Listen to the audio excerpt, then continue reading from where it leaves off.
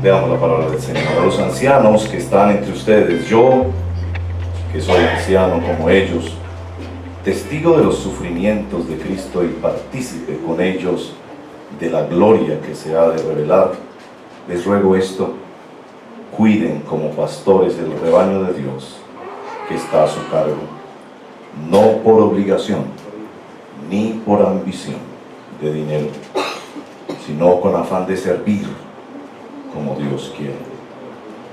No sean tiranos con los que están a su cuidado, sino sean ejemplos para el rebaño. Así, cuando aparezca el Pastor Supremo, ustedes recibirán la corona de gloria. Oremos. Señor, estamos muy agradecidos por la oportunidad de estar juntos en esta mañana. Los pastores de la congregación nos sentimos muy vulnerables el día de hoy al leer estas escrituras. Sentir que no somos más que ovejas, que el Pastor Supremo nos pidió ayudarle a cuidar y ser ejemplos para otras ovejas, por las que murió y entregó su vida y que tienen un gran precio a los ojos del Señor. Pastor Supremo, pastoréanos hoy, pastorea nuestras almas. Tú has regalado pastores y diáconos para que dirijan la iglesia de Dios. Ayúdanos a identificarlos, a apoyarlos, a amarlos, a evaluarlos con los criterios que tú nos das en la Santa Palabra. Guíanos hoy, te lo pedimos en el nombre de Jesús. Amén y amén. Bueno, ese es nuestro texto de hoy y nuestro tema es ¿quién dirige la iglesia? La respuesta podría ser: la iglesia la dirige Dios. El Padre, el Hijo y el Espíritu Santo han comprometido su nombre de dirigir la iglesia, pero Él ha puesto personas para dirigirlos y nosotros creemos que son pastores y diáconos los que dirigen el pueblo del Señor. ¿Cuándo se escogen los pastores? ¿Cómo se escogen? ¿Quiénes son? ¿Hay alguna participación del pueblo de Dios en llamarlos, nombrarlos y evaluarlos y retirarlos si fuera el caso? Voy a introducir nuestro tema de hoy con algunas objeciones, dos en particular que yo creo que usted tendría cuando piensa realmente deberíamos ocuparnos en esto. Debería la iglesia aprender quiénes son los pastores, cómo deben ser evaluados, proyectados y aún, si es el caso, retirados. Esa es la primera objeción que usted puede tener, es que no debería ser este servidor, es decir, no debería ser un pastor el que explique este tema. Y la verdad es una objeción que yo también he luchado un poquito esta semana sobre eso. De hecho, ustedes recordarán que hace como 3 semanas yo me enfermé en la madrugada del domingo y llamé a este querido hermano y amigo en el Señor, que es Pastor Manuel Riaño, en medio de las aflicciones de la enfermedad, y a las 5:30 de la mañana le contacté y él muy generosamente vino a traer una palabra que fue muy preciosa para toda la iglesia, que caía perfectamente dentro de nuestro tema, dentro de nuestra serie. Entonces yo pensé, tal vez debería llamar a Manuel también para que predique esto, ¿no? De hecho, anoche me acosté pensando, ¿será que otra vez en la madrugada me voy a enfermar? Bueno, la respuesta a esa objeción de que no deberían ser los mismos pastores los que expliquen qué es el pastor, mi respuesta es que es nuestro deber.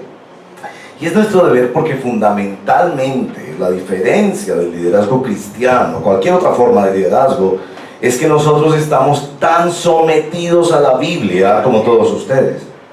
Así que mi tarea es esta mañana explicarles qué enseña la palabra de Dios sobre los pastores. La segunda objeción es mucho más práctica. Tal vez usted diría, ¿deberíamos nosotros ocuparnos en esto? Es decir, cuando yo voy a buscar una enfermera o un doctor, yo necesito saber qué es, cómo se hizo doctor, cómo se hizo enfermera. No necesito sencillamente que me lo garanticen por la vía de mi EPS o de un diploma o una institución que diga, sí, ese es un buen médico. Y entonces, así que algunos de ustedes pensarán, es innecesario ocuparnos de esto y quizás es hasta un poco aburrido. Así que en esta introducción, y voy a responder esa objeción mostrándoles que exactamente es todo lo contrario. Primera respuesta a esa objeción es que la iglesia es la que reconoce y ordena o nombra sus pastores. Esto es una diferencia fundamental, en primer lugar, con la iglesia católica. La gente de la comunidad o del barrio o del municipio no escoge a sus sacerdotes. Pero también es un distintivo fundamental de los bautistas. Nosotros creemos, como una iglesia bautista, que todos los creyentes en comunión deben participar en el proceso de identificar a la persona que Dios ha llamado para su servicio. Es que de hecho, si somos francos, la razón por que algunos de ustedes han cambiado de iglesia no es otra que los pastores. Y está bien que usted evalúe los pastores. ¿Qué piensa si tienen un criterio bíblico o no tienen un criterio bíblico? Así que si la iglesia es la que participa en la elección o en el reconocimiento de los pastores, por supuesto que ustedes deben ser enseñados en cómo identificarlos. Segunda respuesta. Puede ser que usted es uno de ellos. ¿Cómo vas a saber tú, si Dios te llama al sagrado ministerio, cómo vas a saber si tu pastor no te explica las características de ser de un hombre que es llamado al ministerio, una mujer que es llamada al ministerio del Señor? Así que, al escuchar este tema, tienes que hacerte la pregunta, ¿seré yo, Señor? Cuando usted revisa todas las personas que el Señor escogió para su ministerio, no son personas que eran de otro planeta, eran seres humanos como usted y como yo. Me encontré esta lectura, que es por supuesto una lectura hipotética, una lectura, digamos, creada por la imaginación y la creatividad de un autor. Y esta es como una de esas organizaciones, de headhunters los llaman, los cazatalentos, los que van buscando contrataciones de personas. Y es como si le mandaran una carta a Jesús, porque le han hecho una evaluación a quienes Él llamó para la obra del ministerio. Esta es la carta. Estimado señor Nazareno, le dicen, gracias por depositar su confianza en nuestra compañía al encargarnos de realizar el screening, la evaluación sobre el currículum vitae de los 12 hombres que ha seleccionado para confiar su tarea. Todos ellos han sido sometidos a una batería completa de test y una entrevista personalizada con nuestro asesor psicológico. Los resultados han sido computarizados a de estudiar sus aptitudes y para este puesto. Nuestro gabinete ha llegado a la conclusión de que la mayoría de sus candidatos carecen de experiencia, no tienen formación adecuada, ni aptitudes para el tipo de empresa en que usted proyecta lanzarse, no tienen espíritu de equipo. Para plena satisfacción y resultados, le recomendamos nuestros servicios de selección de personal a fin de hallar candidatos con experiencia en gestión de empresas y de probada competencia. Ahora el informe de los candidatos. Simón Pedro, emocionalmente inestable con tendencias a los cambios de humor. Andrés, carece totalmente de la capacidad de asumir responsabilidad. Los hermanos Santiago y Juan, los hijos de Zebedeo, ponen sus intereses personales por encima de su entrega a la empresa. Tomás tiene tendencia a discutir y comprobar personalmente los datos, lo cual puede frenar el entusiasmo del conjunto del equipo. Además, nos vemos en la obligación de informarle que Mateo figura en la lista negra de la Comisión del Gran Jerusalén para la honradez en los negocios. Santiago, el hijo de Alfeo, y Tadeo tienen claras tendencias a la radicalización y ambos han obtenido una puntuación alta en la escala maníaco-depresiva. Sin embargo, uno de los candidatos tiene grandes posibilidades. Es capaz e imaginativo, con don de gentes y un claro sentido de los negocios. Está además muy bien relacionado con los círculos de poder. Le recomendamos encarecidamente que tome a Judas Iscariote como administrador y hombre de confianza. Está muy motivado, es ambicioso y no teme las responsabilidades. El resto de los candidatos no merecen comentarios. Le deseamos los mayores éxitos en su nueva empresa. Atentamente lo saluda Consultora Jordán. Es importante decir que no se trata de que son pastores porque son los mejores o porque calificaron por asuntos humanos o porque destacaron. Si usted ve la lista de siervos de Dios, Moisés, David, Jeremías, tenían grandes problemas. Pero eso no quiere decir que Dios no los puede llamar. Ese dicho es muy cierto. El mundo llama a los capacitados, Dios capacita a los llamados. Así que para mí es muy importante leer estas escrituras con ustedes, porque cuando leo estas escrituras con ustedes, puede ser que estoy hablando con alguien que ha sido llamado a ser pastor, próximo domingo diácono, que sirve al pueblo de Dios para que el pueblo de Dios cumpla la obra del ministerio. Además de eso, el llamado, como dijo Matthew Henry, el gran puritano, es algo interno y algo externo. Es cierto que tú necesitas tener una clara convicción de que Dios te llamó al pastorado, llamado interno, pero también es cierto que se necesita el llamado externo, que es una obra del Espíritu Santo que hace a través de la iglesia, confirmando a las personas que han sido llamadas al sagrado ministerio. Nadie es soldado en sus propias expensas, mi amigo. No se trata de que tú digas, un día Dios me dijo que fuera pastor. Espera que te dice Dios a través de la iglesia. Y esto es muy importante para nosotros los bautistas. En tercer lugar, porque tú debes someterte a ellos. Así que es muy importante conocer qué es lo que dice la Biblia sobre pastores, porque tú te vas a someter a ellos. Y te voy a asustar con algo más. Te vas a parecer a tu pastor. Eso me asusta a mí más de lo que te debería asustar. Uno termina pareciéndose a sus pastores. Y para vergüenza lo digo, he conocido en esta ciudad de iglesias que el pastor tiene más una mentalidad de mafioso que una mentalidad de siervo de Dios. Y veo cada vez más personas que han estado bajo esos ministerios por años y sin quererlo quizás por esas personas terminan pareciéndose a ellos. Es importante que tú sepas que es un pastor en la Biblia. ¿Por qué?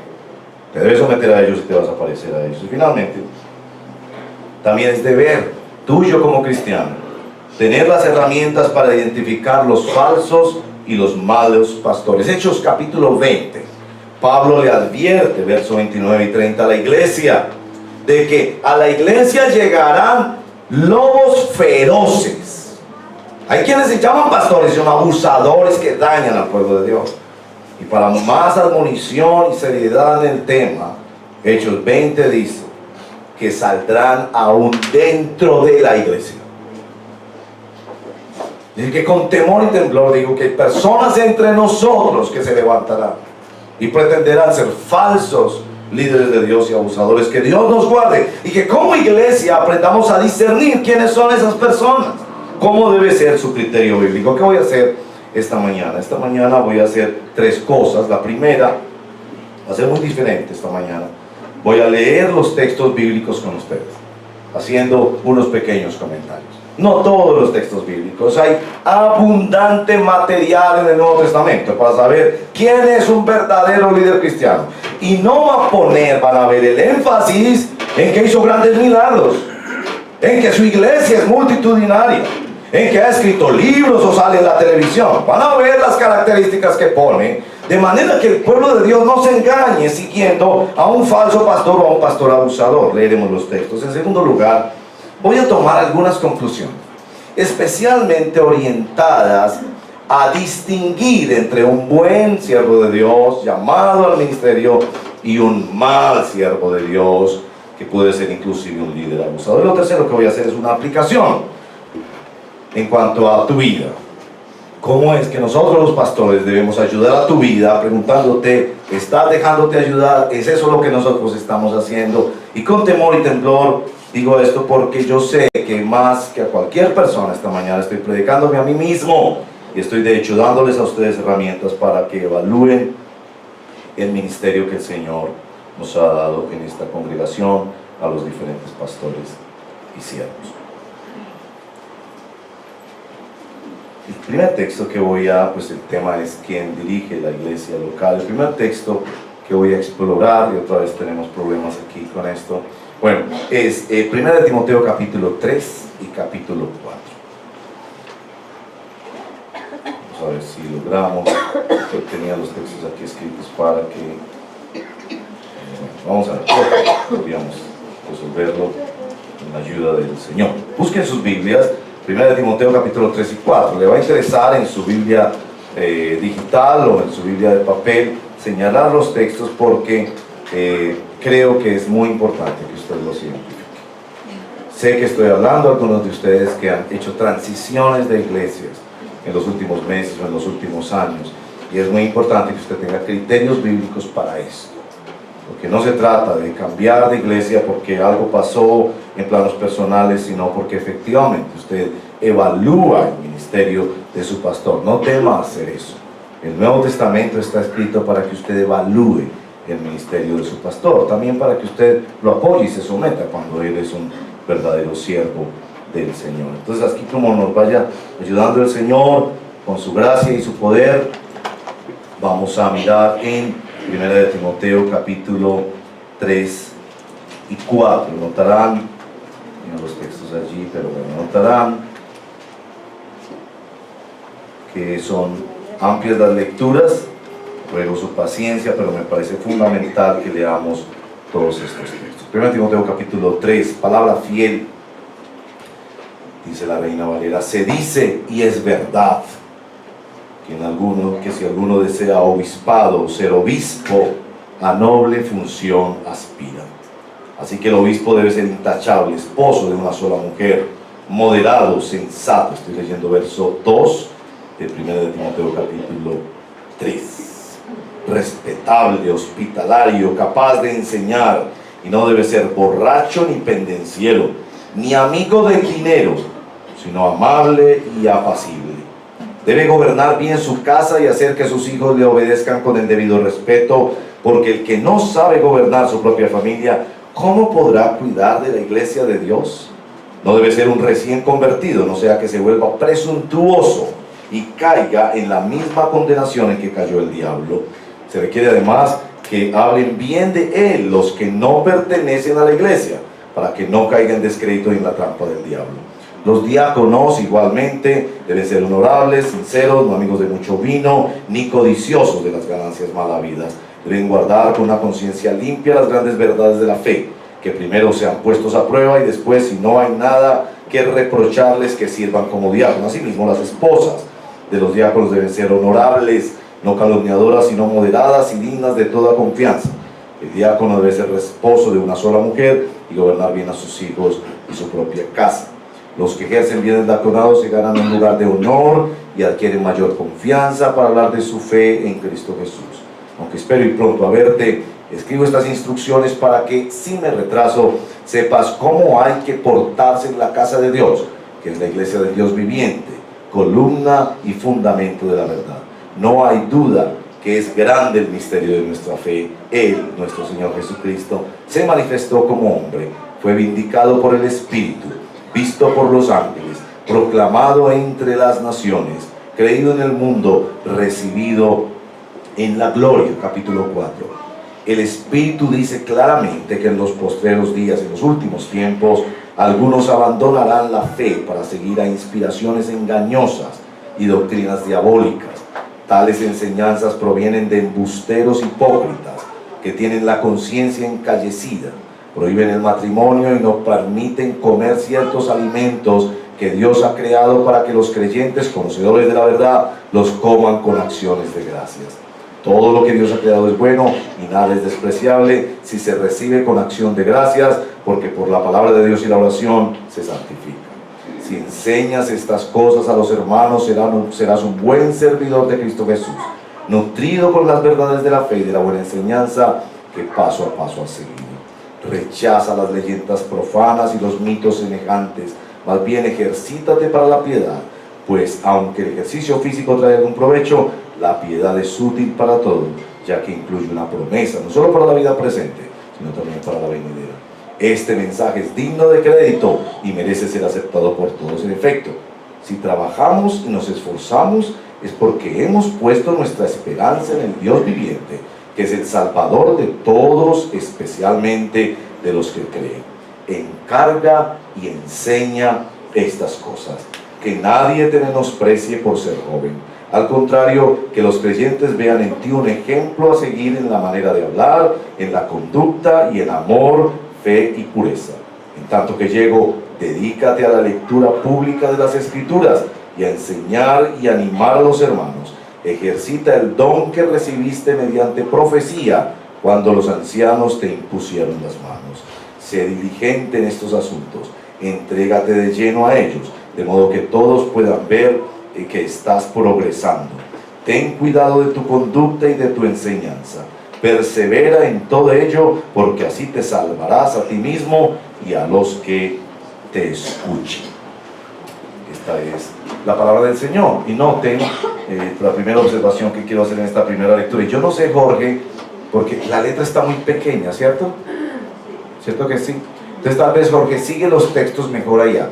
Yo quería hacer unas observaciones rayando palabras, pero sigue los textos allá como lo estaban haciendo ahora y tranquilos. El siguiente texto es 2 de Timoteo capítulo 3. Quiero hacer una observación sobre este texto. Noten que básicamente, voy a hacer observaciones muy generales, el ministerio cristiano se pone en el telón de fondo de las desviaciones de falso liderazgo cristiano.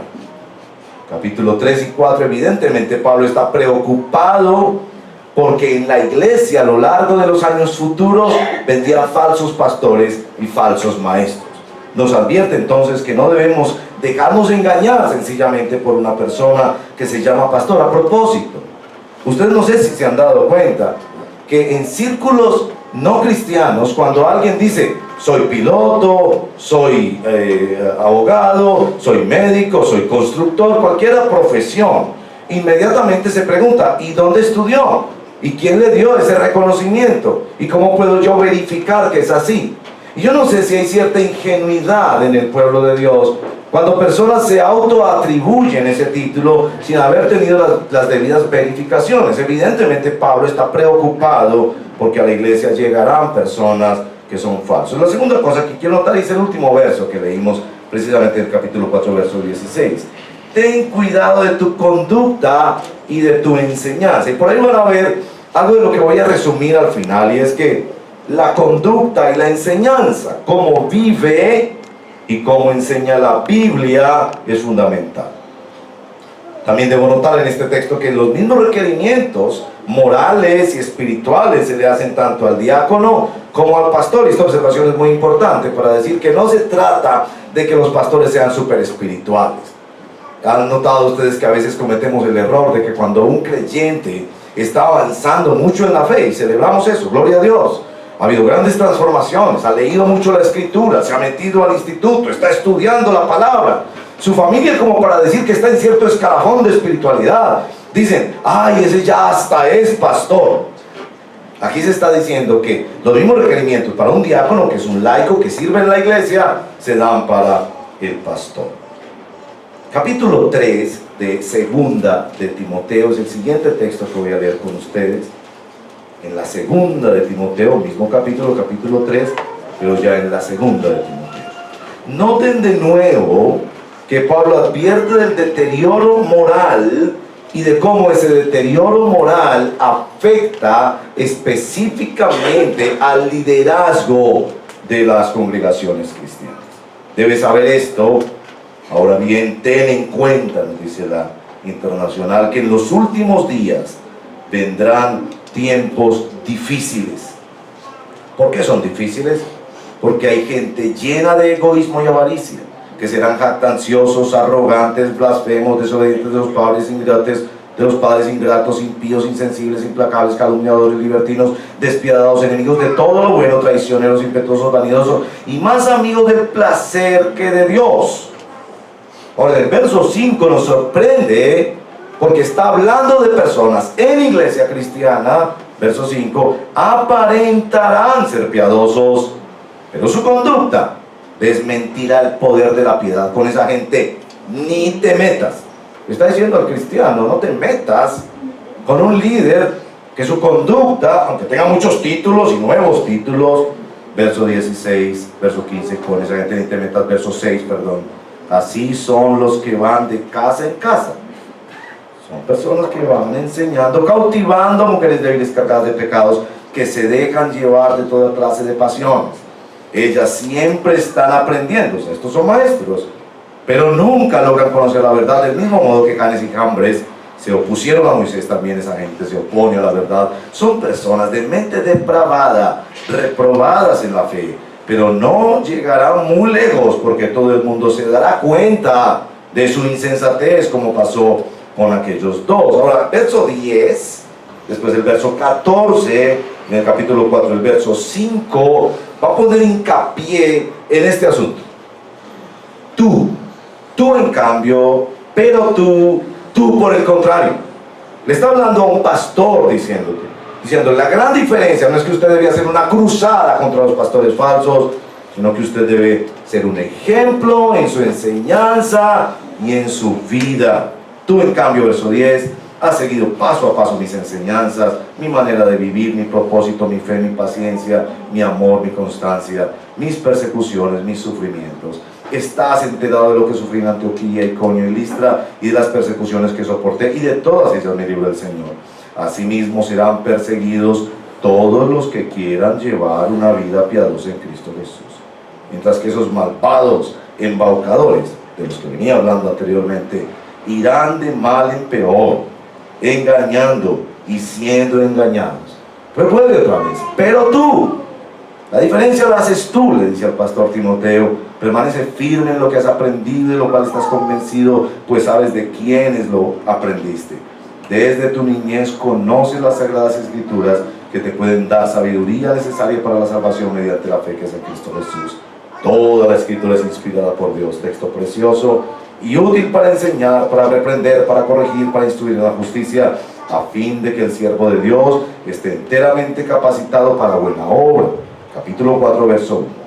En presencia de Dios, de Cristo Jesús, que ha de venir en su reino y que juzgará a los vivos y a los muertos, te doy este solemne encargo: predica la palabra, persiste en hacerlo, sea o no sea oportuno, corrige, reprende, anima con mucha paciencia, sin dejar de ¿qué?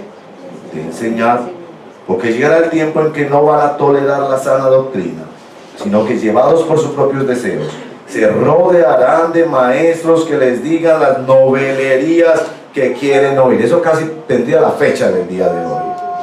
Dejarán de escuchar la verdad y se volverán a los mitos. Y vuelve otra vez a decirle al pastor Timoteo: tú por el contrario, sé prudente en toda circunstancia, soporta los sufrimientos, dedícate a la evangelización, cumple con los deberes de tu ministerio. Bueno, unas observaciones sobre esto. De nuevo, el telón de fondo es la degradación del liderazgo de falsas iglesias o de falsos ministerios. Lo segundo que debemos observar aquí es que los pastores forman pastores. Pablo está diciéndole: tú has seguido. Y observen esto también: las familias forman pastores. Cuando le dice: porque tú recuerdas de quién aprendiste, tú sabes de quién aprendiste. Se refiere al capítulo 1 a su mamá y a su abuela. Madres de familia, padres de familia. En tu casa es posible que estás formando el pastor, el misionero, el profesor de teología de la siguiente generación, que Dios está preparándolo desde tu casa, pero los pastores lo preparan en la iglesia. Los pastores y las iglesias forman a sus pastores. Finalmente, quiero llevarlos al texto con el que empezamos esta mañana. Primera de Pedro, capítulo 5, verso 1 al 4. Noten aquí al apóstol Pedro, ya anciano. La semana pasada en particular hablamos bastante mal de Pedro, ¿no? Lo llamábamos el incorregible. Pues aquí Pedro nos está cerrando la boca y diciéndonos: bendito Dios, él sí me cambió. Ruego a los ancianos que están entre vosotros, yo anciano también con ellos, y testigo de los padecimientos, capítulo 5, verso 1 de Primera de Pedro, que soy también participante de la gloria que ha de ser revelada. Sigo leyendo en la versión internacional, verso 2: cuiden como pastores el rebaño que Dios, el rebaño de Dios que está a su cargo, no por obligación ni por ambición de dinero, sino con afán de servir como Dios quiere. No sean tiranos con los que están a su cuidado, sino que sean ejemplos para el rebaño. Así, cuando aparezca el Pastor Supremo, ustedes recibirán la inmarcesible corona de gloria. Volvamos al verso 1, porque observen esto. El apóstol Pedro, el gran apóstol Pedro, usado para milagros extraordinarios, está llamando aquí anciano como los demás ancianos. La palabra anciano es uno de los títulos en el Nuevo Testamento que se usa para los pastores. Es demostrable por este texto, tanto como por Hechos 20, que en los tiempos del Nuevo Testamento a los líderes de la iglesia los llamaban obispos, ancianos o pastores, para describir de alguna manera su responsabilidad de supervisar en el pueblo de Dios, de enseñar o alimentar al pueblo de Dios, o de ser ejemplo para el pueblo de Dios. El ser ancianos podría tener algo que ver con la edad, pero no necesariamente. Es hermoso saber que el título más importante que Pedro conserva, ya siendo muy entrado en edad, es el de anciano o pastor, no el de apóstol o profeta o hacedor de milagros. Esto es muy importante porque en la época que estamos viviendo pareciera que la adición de títulos a los pastores les encumbra el ego. Apóstol, patriarca, profeta, ministro, no sé qué. Y aquí se regresa a la misma función de nuestro supremo pastor, que es el cuidado de las ovejas. Dos observaciones por las cuales me interesa llegar a hacer conclusiones y después unas aplicaciones. Noten que se vuelve a hacer hincapié en nuestro texto de Pedro, verso 2, el cuidado del rebaño de Dios. Yo quería subrayar esa expresión en el verso 2, el cuidado como pastores. Esa expresión tiene que ver con el trabajo del pastor de alimentar las ovejas, es decir, de cultivarlas en el conocimiento de la palabra del Señor, que es lo que la iglesia debe creer. ¿Cuál es la principal función de un pastor? Enseñar y orar con la palabra de Dios al pueblo que Dios le ha encomendado para cuidar, exhortarlos desde la palabra, enseñarles desde la palabra, a veces de maneras muy divertidas, a veces de maneras muy serias, a veces en momentos de gran dolor, a veces en momentos de gran bendición, enseñarles la palabra de Dios. Eso es un criterio fundamental para identificar a un buen pastor. ¿Cómo trata la palabra de Dios? ¿Cómo enseña la palabra de Dios? La segunda condición que se observa acá, en el verso número 3, es la palabra ejemplo. Yo quería subrayar, los muchachos ya me están subrayando, excelente trabajo, miren qué belleza, ya yo no necesito ni subrayar. La palabra ejemplo, pongan la rayita allí debajo de la palabra ejemplo. Enseñanza y ejemplo. ¿Quieres conocer un pastor? Para resumir tantas instrucciones que nos da enseñanza y ejemplo. Es muy interesante que pone énfasis en la capacidad de enseñar la palabra de Dios como casi el único don que se le pide al pastor, y en la capacidad de mostrar un ejemplo de vida cristiana. En el libro que usamos en la iglesia para el curso de membresía, a propósito, el próximo domingo comenzamos un nuevo curso de membresía y lo vamos a hacer entre las dos celebraciones, de 10:40 a 11:30. Se pueden inscribir el día de hoy. Tenemos un libro guía, y en ese libro guía, en la página 131, da claves para identificar cuando no debes someterte a un pastor. Todas esas claves están orientadas a identificar esos dos factores. ¿Cómo te enseña la Biblia? ¿Qué tan fiel es a la palabra de Dios? ¿Qué tanto conoce y guía al pueblo en la palabra de Dios? No que use versitos aquí y allá para justificar sus argumentos, sino que te está dando comida sólida de la palabra de Dios. ¿Y cómo es su vida personal? Para tristeza mía lo digo. En una ocasión le pregunté a una persona por qué se retiró de esa congregación. Y me dijo: pastor, no le voy a decir sino lo siguiente. Mire el Facebook de ese pastor. Y bueno, no pude con la curiosidad, fui a mirar el Facebook. No lo miro mucho a propósito. No fui capaz de seguir viendo. Evidentemente, era una persona que ni siquiera testimonio de cristiano tenía. Solo quería publicar sus cirugías, sus carros, sus viajes, sus frases tontas que ni siquiera salían de la palabra del Señor. Es muy importante que identifiques. Si puedes leer ese libro, te lo podemos compartir por PDF. Pero yo he hecho una pequeña lista de cómo identificar un líder tóxico. 4 conceptos básicos. Un líder tóxico busca reemplazar la figura de un padre, tanto en lo bueno como en lo malo, especialmente para imponer su autoridad. Un líder tóxico establece límites que dan seguridad, pero falsa seguridad. Te dice cómo debes vestirte, cómo debes ordenarte. Un líder tóxico se promete grandes proyectos y te da un lugar de liderazgo de tal forma que aumenta tu ambición. Un líder tóxico a veces es seguido por personas que malsanamente necesitan ser manipuladas. Tengo 4 características en las que tú puedes identificar un buen líder. Las 2 primeras ya las he mencionado y todas las he puesto con B o V para que ustedes las puedan recordar. Primero, Biblia. Respeta la Biblia, se ha preparado para conocer la Biblia, no tiene un círculo y está enseñando siempre lo mismo, se somete a todo el consejo de Dios, no añade ni quita, y especialmente predica expositivamente, es decir, te lleva a través de textos de la Biblia, libros de la Biblia. ¿Cómo trata la Biblia? Segunda cosa que debes mirar en un pastor, su vida, con V, vida. No se enreda en cosas de esta vida. Inspira a la santidad. John MacArthur dice: busca un pastor santificante.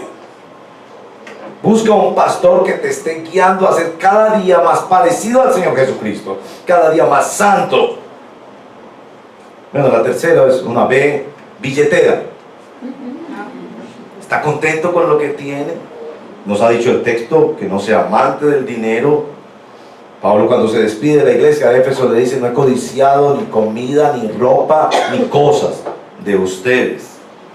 Maneja bien sus finanzas, no está dejando deudas sin pagar por toda la ciudad para vergüenza del evangelio. 1 Timoteo capítulo 6 dice que la piedad es mucha ganancia, pero que algunos se meten en asuntos religiosos como si fuese una fuente de ganancias. Con las señoras que estaban conversando en el autobús y la una le dice a la otra: tengo muchos problemas económicos, y ella le dice a la otra, le responde: entonces dile a tu marido que ponga una iglesia, porque así va a conseguir plata.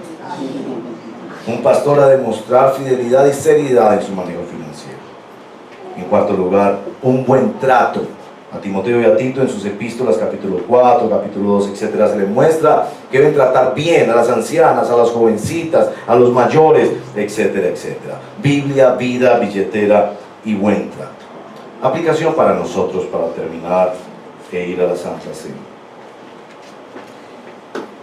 Los efectos de la posmodernidad en todos nosotros se pueden medir en muchas categorías. 2 de ellas me llaman mucho la atención. Uno es el relativismo intelectual. Eso de que yo puedo pensar lo que quiera y yo puedo creer lo que yo quiera. Entonces encuentro a las personas que dicen: yo creo en Dios, yo no creo en Dios. Para ti existe o para ti no existe. Tu pastor está encargado de ayudarte a ti a saber qué creer de acuerdo a la palabra del Señor y a depositar tu fe y tu creencia de una manera adecuada. Otro efecto de la posmodernidad es el narcisismo. Nadie me debe decir a mí cómo me debo comportar. Entonces, si lo sientes, si lo quieres hacer en esta época, es válido porque tú lo sientes, porque tú sueñas con eso, sencillamente porque tú lo quieres, y si tú lo quieres está bien. Tu pastor ha de enseñarte con su ejemplo y con su enseñanza cuál es la forma correcta de conducirnos como pueblo de Dios. Aplicaciones para todos nosotros. Primera, hermanos, evalúe a su pastor con criterios bíblicos.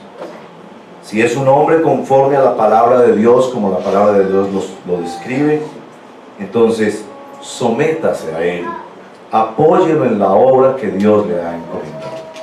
Segunda aplicación: únase a la iglesia, porque es la iglesia la que puede construir para la siguiente generación cada vez más modelos de sano liderazgo. Aporte con sus observaciones en la iglesia. Tercero, déjese acompañar por su pastor. Si usted examina la vida de su pastor, como nos leía La Esperanza en su oración, examinen el ejemplo de sus pastores, examinen la enseñanza de sus pastores. Y si los pastores de esta congregación calificamos conforme a la palabra del Señor, déjese acompañar de sus pastores en consejería bíblica, en consulta, compartiendo primero en privado sus preocupaciones y los aportes que tienen para la obra del Señor.